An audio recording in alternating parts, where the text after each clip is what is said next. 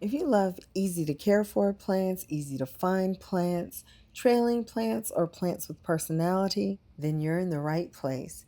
Stick around while I share my 10 favorite non anthurium plants of the moment.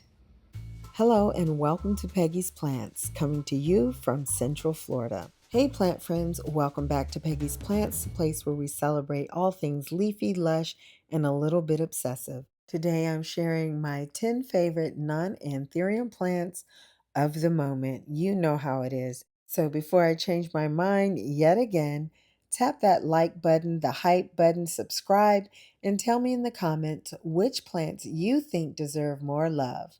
Let's get into it. My first plant is the Philodendron varicosum.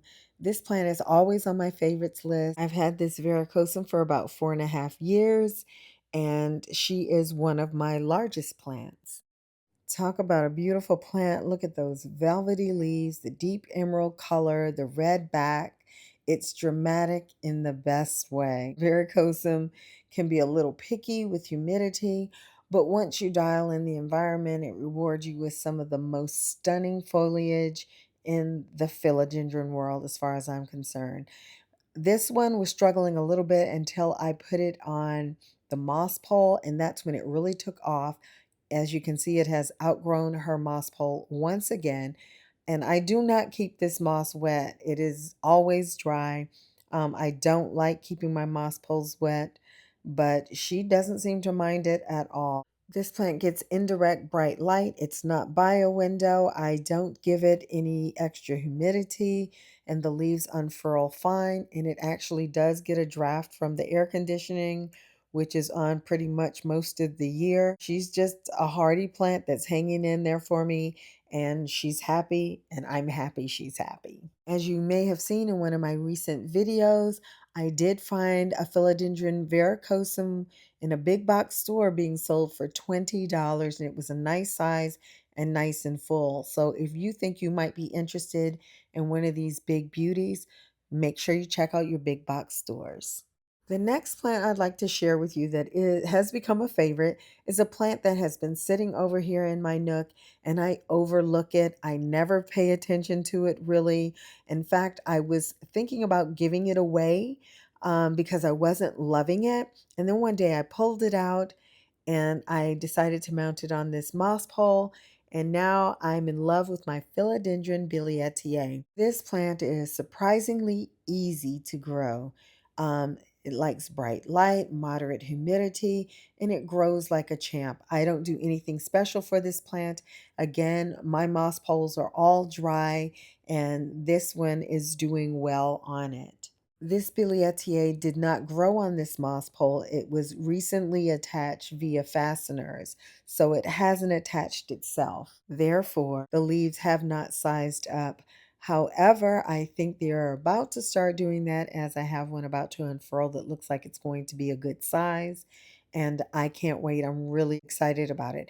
It has the deep green, long, narrow, shiny leaves, and I just love it.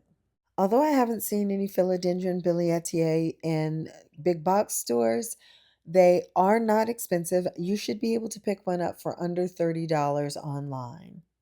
Another favorite is my Philodendron Paraiso Verde. I have had this plant for probably about 7 years. It's actually a cutting. The stem of it is woody, so I'm hoping that it will root at some point.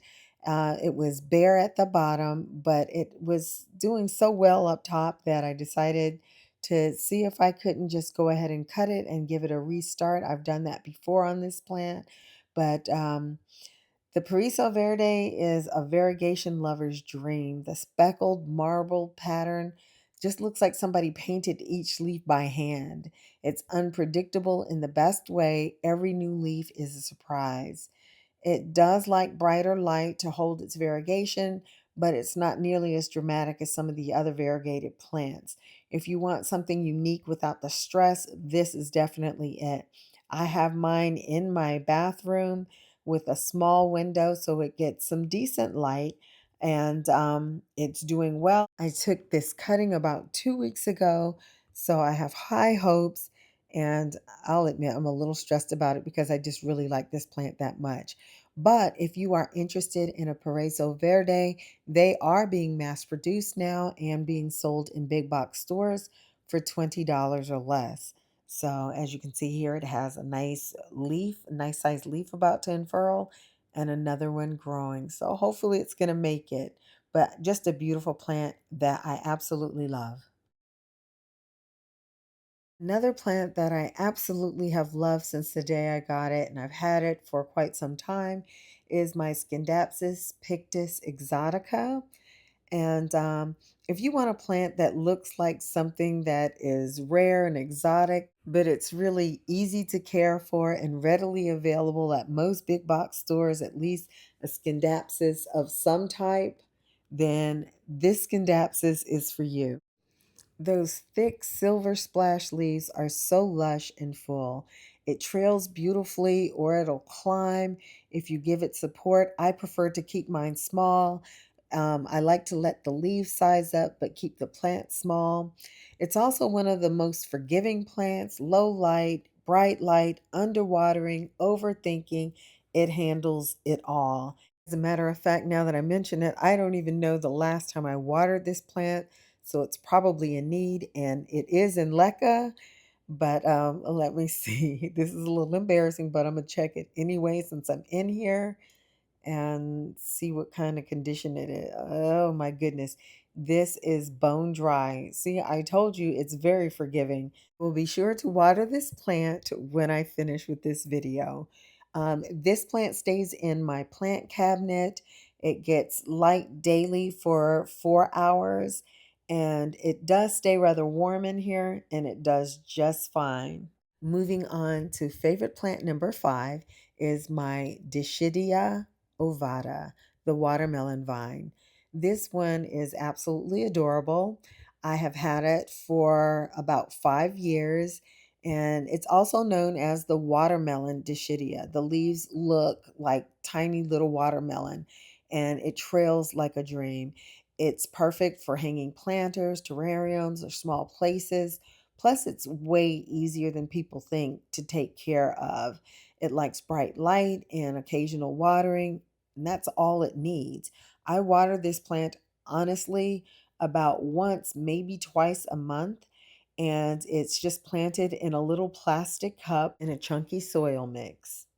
When I first purchased this plant, it was, I don't even think it was enough to hang over the side of the cup. I've had it for quite some time, for several years, and now it's just trailing. It's nice and full. I haven't had any problems with pests. It's doing well for me. I haven't seen, this is not a plant that you find everywhere. I've never seen it in a big box store, but you can find it online, and I believe it's rather reasonably priced. Plant number 6 in my on my list of favorites is the Scindapsus trubii moonlight. This was one of those plants I was so excited when this was being mass produced for the first time. I was so excited about this plant, and I actually ran all over the place looking for it, and I found it and purchased this at a big box store for $20. Nowadays, they're pretty readily available. You can find them in most big box stores. I love the silvery sheen on the leaves. It looks metallic and it grows steadily without being too fussy. I decided to just keep a small portion of the plant and put it on a moss pole so that way I can have more space for more plants. It did not grow on this moss pole. As you can see, I was late to the moss pole game, and I just have started attaching them within the last couple of years. If you like plants with different shaped leaves, then you should love this one as much as I do. Plant number 7 is my Rhaphidophora tetrasperma, often called the mini monstera. It's pretty fast growing. It's perfect for anyone who loves fenestration but doesn't have monstera size space. It climbs beautifully. As you can see here, it's already climbed again off the moss pole, and it fills out quickly. It's great for creating that jungle like vibe. It grows so fast, making it fun to grow. It's very easy, doesn't have any special requirements, And I have shared cuttings with this with several people. It roots quickly, it's very easy to propagate. This is another plant that I would say is often overlooked and underrated. One of my all-time favorite plants that will probably always be an all-time favorite is number 8, my ZZ Raven. I purchased my ZZ Raven when Costa Farms first put out the ZZ Raven in their Trending Tropicals collection. So I've had it for quite some time. For the most part, it's been pretty easy going once I figured it out. It did end up with a bad case of spider mites, which thinned it out considerably, but she's still going strong years later. And as you can see, it's still producing new leaves. New leaves emerge. They're this beautiful bright green. And as they harden off, they turn almost black. It's such a striking plant, and I like to have it against the light wall. This is one of the plants I think that gets the most attention in my entire collection. And it's easy to grow. Low light is fine. Forget to water, it doesn't care. Want something dramatic but easy? This is definitely your plant. The classic ZZ plant deserves its own spot. It's glossy, architectural, and one of the most beginner friendly plants I've had. If you're new to plants or want something for an office or low light corner, this is one that I will always recommend. I ended up buying this one from the clearance rack, so I got it for half price. I didn't pay much for it. It was much smaller than it is now, and I didn't really pay it much attention. And then it just started growing and giving me all those beautiful shiny green leaves, and I've fallen in love with it. So it's definitely on my favorite list at number 9. And at number 10 of my non-anthurium favorite plants is the Hoya carnosa compacta. The Hoya carnosa compacta, also known as the Hindu rope Hoya, is one of the most unique plants you can grow. I mean, the twisted, curled leaves look like living sculpture. It's pretty slow growing, but so rewarding, especially when it blooms. And yes, the blooms smell like candy. Honestly, the first time I saw one of these plants, I didn't even think it was real because it really just doesn't look real with the waxy, shiny leaves, and they're pretty firm. Speaking of not real, the two plants beside it, yeah, they're fake, but they really make my Carnosa compacta stand out. Don't judge.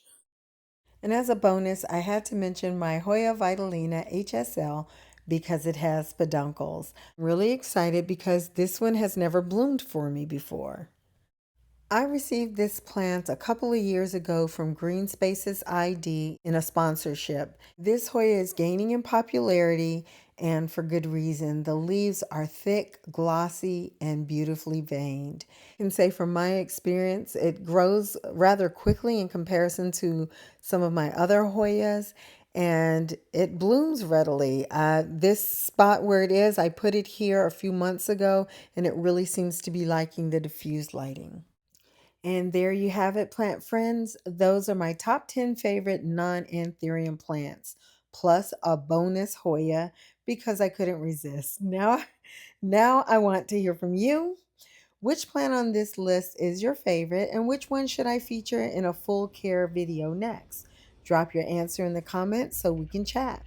Don't forget to like, subscribe, hype the video, and share this video with another plant lover.